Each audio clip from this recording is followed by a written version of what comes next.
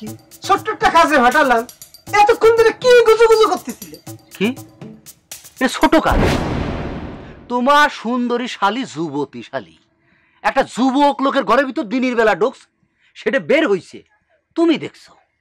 কত বড় একটা ঘটনা, লাখ লাখ টাকার কারবার যদি ঠিক মতন বাঁধানো যায় ডান্ডা, আর এ ছোট কাজ করছো তুমি। ওরে বাবা, যেখানে রাজ সাক্ষী আমি চোখের সামনে যে ঘটনাটা দেখেছি, এটার পরে এই কাজ নিয়ে তো এত ফেসানোর কিছু নাই, স্টেট অ্যাকশনে যেতে হবে। আমি স্টেট অ্যাকশনে গেছি, আকু ডাক্তারের কাছে বিষয়গুলো ভাঙিয়ে বলছি। সে যদি ঘটনা না মানে রাজি না হয়, কত ভয়াবহ ঘটনা হবে তার একটা সুন্দর বিবরণ তার আমি দিয়ে আইছি। চেয়ারের মধ্যে কিরকম একটা আতঙ্ক আতঙ্ক ভাবছিল। আকাল ভাই, তুমি ঠান্ডুরে চেনো না? তিল রে তাল বানানো আমার কাম না। সেটা তো আমি জানি, ঠিক মতো মানে ঠিক মতো ভয়টা ঢুকাই দিছি। ভয় মানে কি? কোয়ার সাথে সাথে ওর কানে কি যেন থাকে না, টেলিস্কোপ কি দিয়ে লোকজন দেয় না, ফাট করে পড়ে গেল।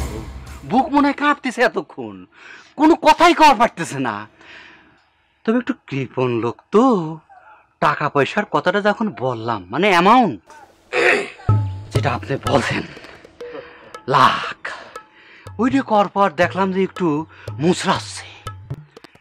তা আমি কইছি যে লোকজন জানবি নে, দরকার 2 কিস্তিতে তুমি দিয়ে দাও, একবারে দিতে না পারো। কিন্তু একটু মুচড়ামুচড়ি করতেছে।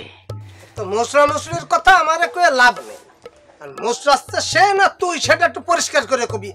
একটা কথা তোর আমি কয়ে দিই, ঠান্ডু, তুই কিন্তু আমার কম কাজ করিস। এই যে গাছের ব্যাপারটা, যতবার তুই আমার কাছে আইসিস, তোর যে কমিশন সেটা ক্লিয়ার করে দিছি না। তা আপনি দিচ্ছেন, কিন্তু আপনি মুচড়ামুচড়ির কথা কইতেছেন কিসের জন্য? তুই মুচড়াচ্ছিস কি না এই পার্সেন্টেজের ব্যাপারটা শোনার জন্য, এটা তো আমার বুঝতে হবে। শোন ভাই, আমি কিন্তু পরিষ্কার মানুষ, তুই আমার কাজ কর, আমি তোর উপকার করব, এটা কোনো সমস্যা না ভাই। এত রিস্ক নিয়ে একটা লোকের কাছে গেছি যে ইঞ্জেকশন ছাড়া কথা কয় না, তার সামনে দাঁড়াই আমি ডাকিয়ে নিয়ে এসে কথা কলাম, পুরা ঘটনা খুলে গেলাম, শুধু আমার ইঞ্জেকশন মেরে দেওয়ার পারতো। ওরে বাবা, যেখানে একটু লাইফ রিস্ক আছে ঠিক আছে, পার্সেন্টেজ একটু বাড়াই দেবো, এটা নিয়ে পেশাস না, পরিষ্কার করে কো।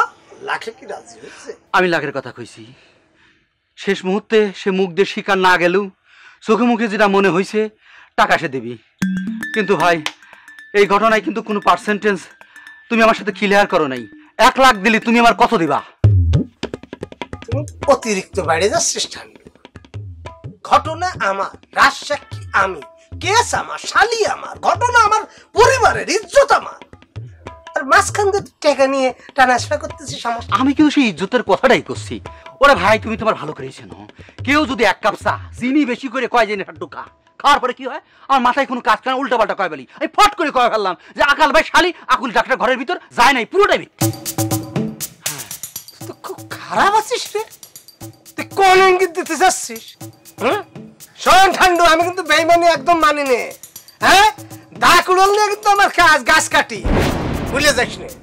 আমি কইছি তোর কমিশন দেব, একটা স্মার্ট কমিশন, তুই পাইয়ে যাবি, তুই চিন্তা করিস না, তুই কাজে নেমে পড়। ঠিক আমি আছে, গেলাম। যাক, কামটা বাধা দিয়ে হয়। 1 লাখ টাকা 10 তো পাবই। বান্ডেল থাকলে প্রতি সেনমানিতে টাকা বাঁচবে। বিকাশ সেনমানি বান্ডেল কিনে জিতুন প্রতি লেনদেনে।